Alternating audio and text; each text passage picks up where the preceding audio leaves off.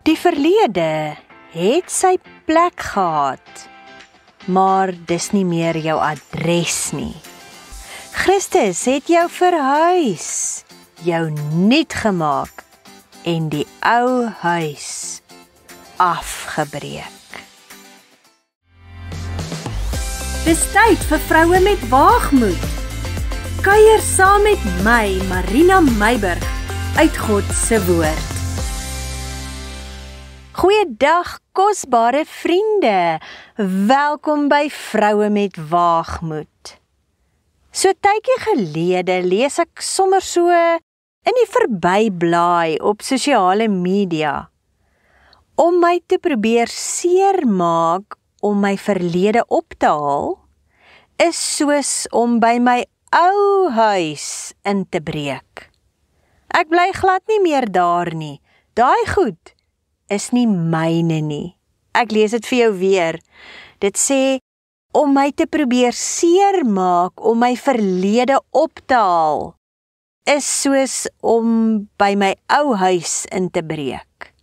Ek bly glad nie meer daar nie.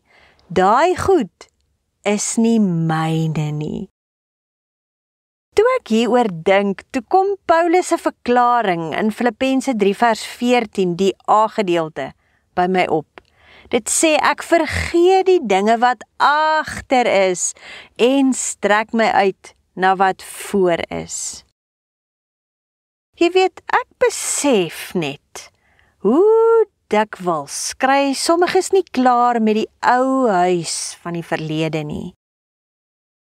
Hulle het lankal daarvandaan getrek, maar dis of hulle kort teruggaan, om op die stoep te gaan sit, net om weer in die stof en mif van gister te kuier.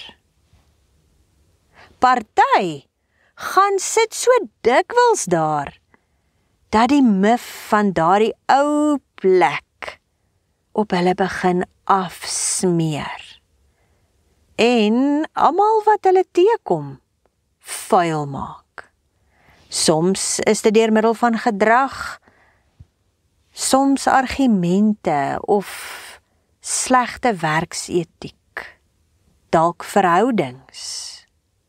Die ou huise mif en stof smeer af aan die mense rondom ons, as ons die verlede bly besoek. Paulus sê, hy vergeet die dinge wat agter is.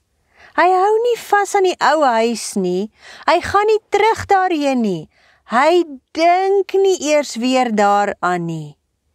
Hy vergeet dit.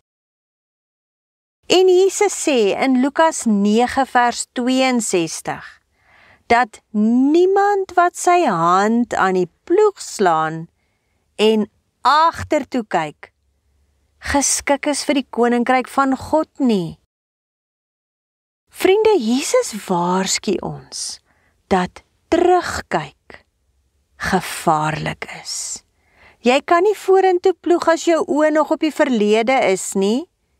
Dis om vir Jesus te sê, ja, ek sal U volg, maar ek wil net 'n bietjie op die stoep van die verlede gaan sit. En alhoewel ons Jesus volg, is ons steeds met verlange besig om terug te keer na die ou huis in ons gedagtes. So iemand sê Jesus is nie geskik vir die koninkryk nie, want jou hand is aan die ploeg, maar jou hart sit nog op die stoep van die ou huis.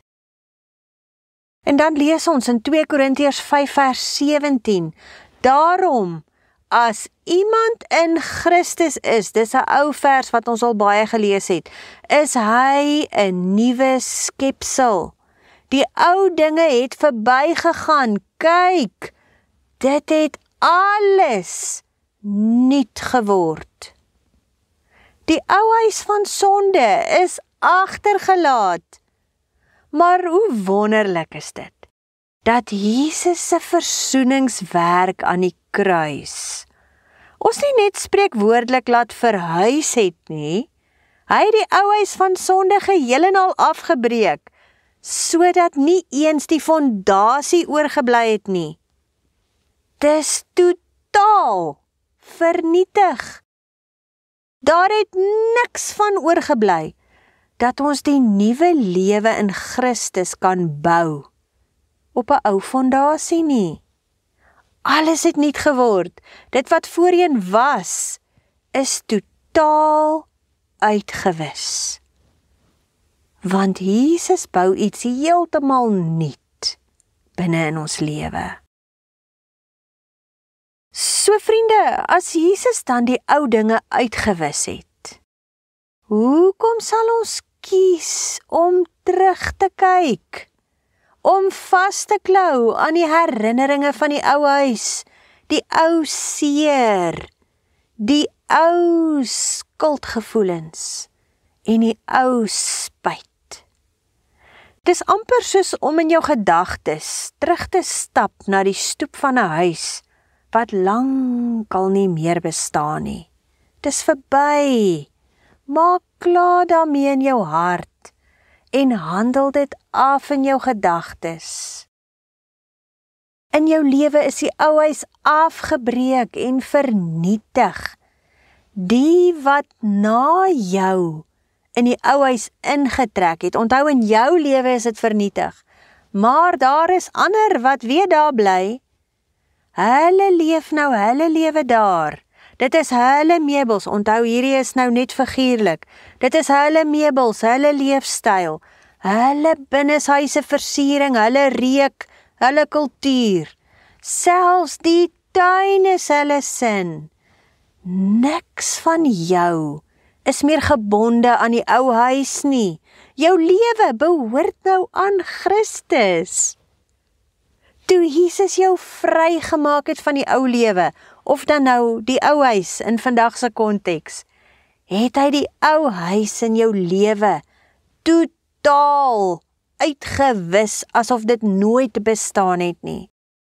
Hy het jou oorgebring in 'n nuwe woning.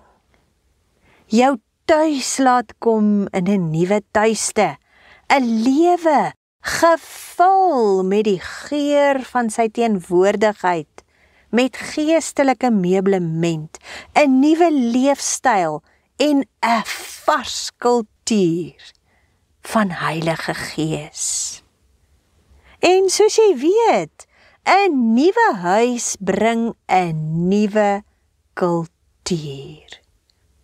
Binne vandag se konteks, die nuwe kultuur van Jesus Christus.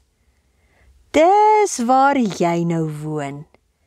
Dis waar die Vader jou leer, jou geestelik laat groei en jou vorm.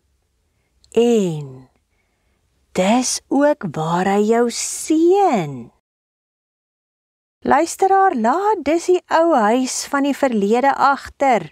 Moenie daar gaan sit in jou gedagtes nie. Moenie toelaat dat die stof en mif van gister jou toekoms bevlek nie. Leef vandag in die helder lig van jou nuwe tuiste in Christus Jesus. Daar waar alles nuut geword het. Kom ons bid. Vader, dankie dat U deur Christus Jesus die ou, vervalle huis van sonde afgebreek het en vir ons 'n nuwe geestelike tuiste gegee het. Dankie dat ons nuwe skepsels is, vry van die verlede. Lei ons deur U Gees om nie die hand aan die ploeg te slaan en weer terug te kyk nie, maar om altyd vorentoe te strek, met die oë op U gevestig. Ek dank U in Jesus naam. Amen.